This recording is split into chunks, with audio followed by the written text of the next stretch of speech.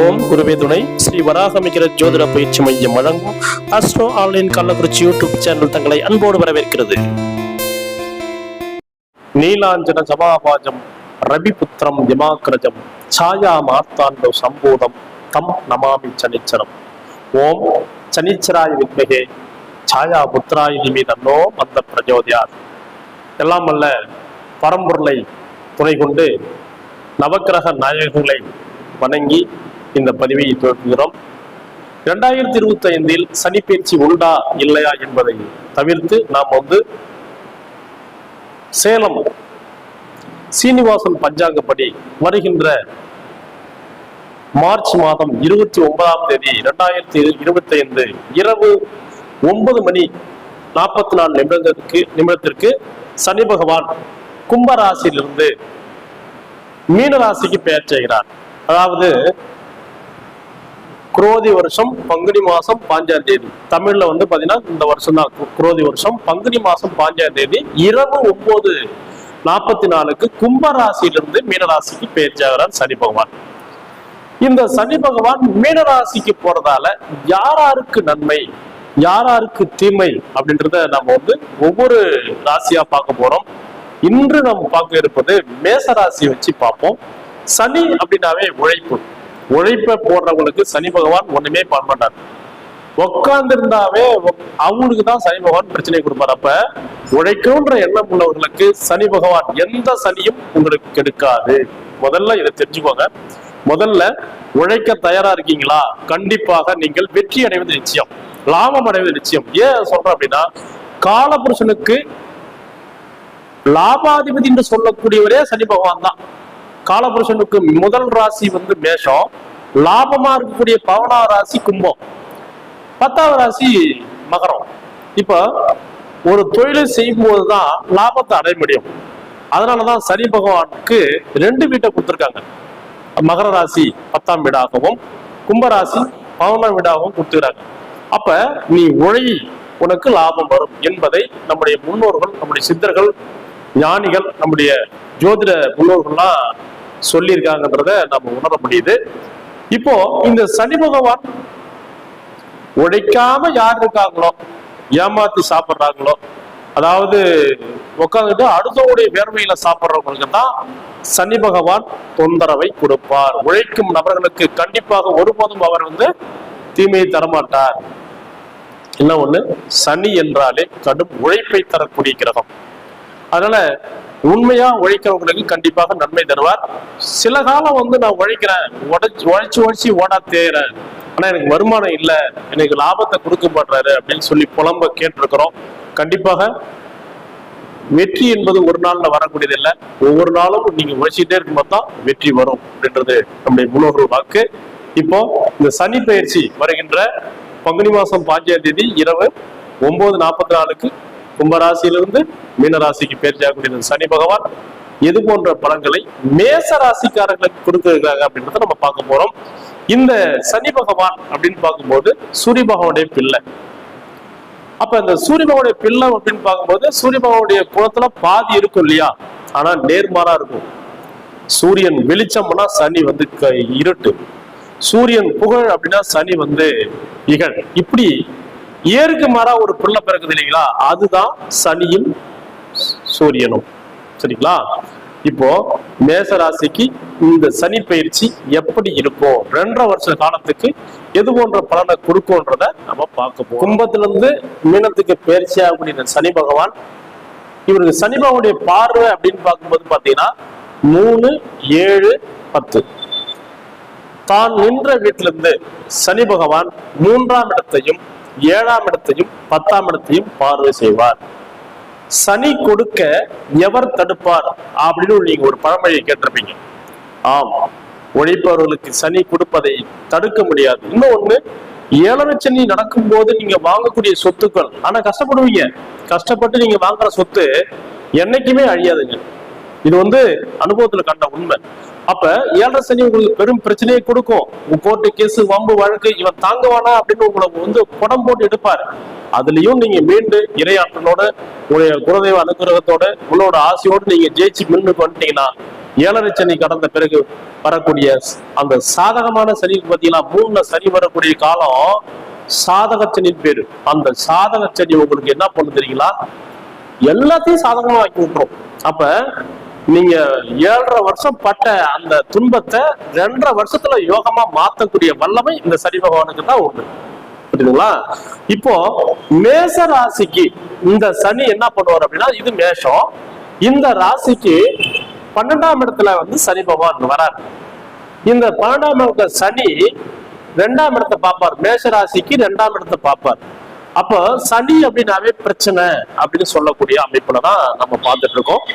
இன்னும் ஒண்ணு, சனி பார்வை கொடியது. சனியுடைய பார்வை கொடியது, துன்பத்தை தரக்கூடியது அப்படின்னு தான் விதி.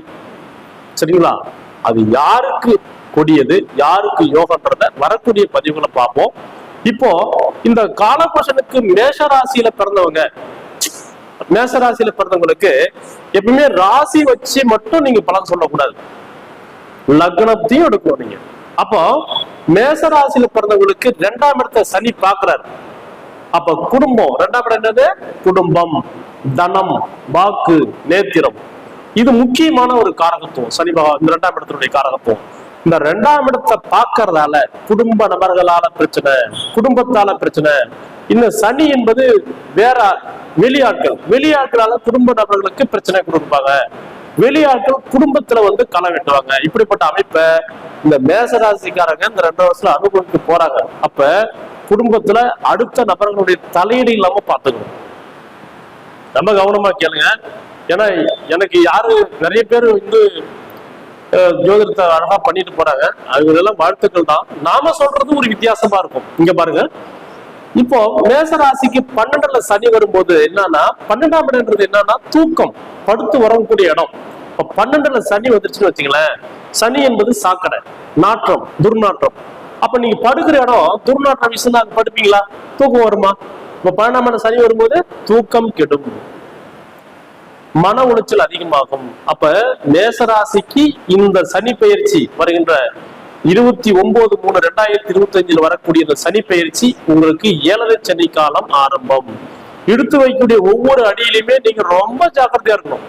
முன் ஜாக்கிரதை இல்லைன்னா ஏகப்பட்ட பிரச்சனையை நீங்க சந்திக்க வேண்டிய சூழ்நிலை கொடுத்துருவார்.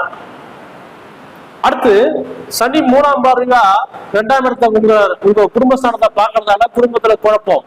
சனி பார்வை பண வரவை தடை பண்ணும், கண் சம்பந்தப்பட்ட பிரச்சனையை கொடுக்கும். இது நிறைய விஷயங்கள் சொல்லிட்டு போகலாம். இது முக்கியமான விஷயம். பணம் சார்ந்த விஷயங்கள்ல நீங்க கவனமா இருக்கணும். தட்டுப்பாடு வரும், பணத்தை கொடுத்துட்டு வாங்க முடியாத சூழ்நிலை கொடுக்கும். அதனால அந்த விஷயத்துல கொஞ்சம் கவனமா இருங்க. அடுத்தது சனி பகவான் 7ஆம் பார்வையாக உங்க ராசிக்கு 6ஆம் இடத்தை பார்க்கிறார். சனி நிக்கிறது மீன ராசி, உங்க மேச ராசிக்காரங்களுக்கு 6ஆம் இடத்தை 7ஆம் பார்வையா பார்க்கிறார். பார்க்கறதால என்ன சார்னா கடன் வாங்கக்கூடிய சூழ்நிலை கொடுப்பார். 6ஆம் இடத்தை சனி பார்க்கறதால கடன் உண்டாகும், பண பற்றாக்குறையால நீங்க வேறொருத்தங்க பணம் வாங்கக்கூடிய சூழ்நிலைய ஏற்படுத்தி கொடுக்கும்.